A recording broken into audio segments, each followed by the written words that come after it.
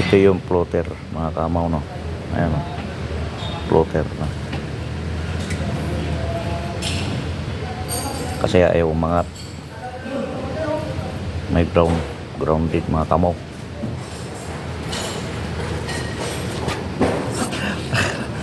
Kaya pala eh. Yan yung plotter mga kamaw. Baka hindi nyo alam. Ito yung tirador ng baho. Ayan yung tirador na baho. Ayan. Ito yung master. Master yan mga kamaw. Makamamaw. Hindi talaga pwede mga kamaw walang basahan, no. Kasi kailangan talaga malinis yung gawa, no. Pati yung mga kamay. Yan. Mga kamaw. Galing yan gumawa mga kamaw. Si master yan, no? Master Chumay. Master Chumay mga kamaw. Master ano? Master Chumay. Si Master Chumay mga kamaw. Tirador Robaho. Hawak-hawak niya. Yan yung problemado ngayon dahil hindi nga umangat. Magaling naman yan siya gumawa ng paraan. Kasi yan yung tirador sa amin eh. Sa Isuzu. Ayan o. Ayan. Pinalik na niya mga kamaw.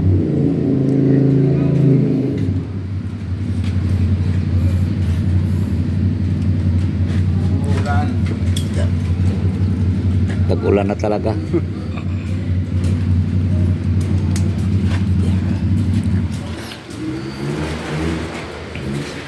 Okay na mga kamaw, no?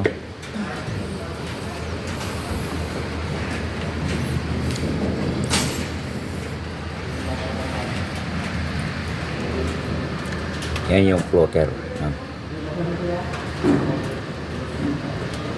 Kinister ang floater. Okay naman, no?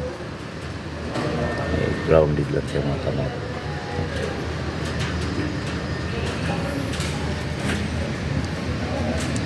Para nagsubok, kumuha ng isang hiblang tanso, no? Sinuksok. Okay na, ano? Okay. Nandoon sa taas ang problema, no? Sa babaw sa may cluster. Tanso.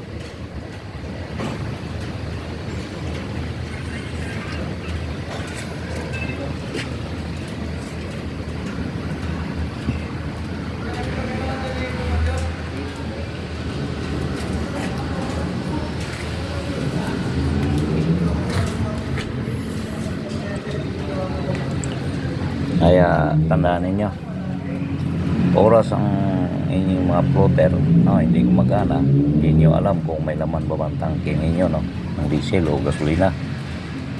Kailangan ma-check ninyo ang floater, no. Hindi naman mahirap niyong ano, dahil sa ibabaw lang naman ang tangke yung floater niyan, no. Ayan, no. Yan yung ano lang man yan, screw. May screw lang yan dyan sa ibabaw. Okay. Check ninyo kung dito ba ang koneksyon ng diferensya o sa floater. Eh, okay naman ang floater.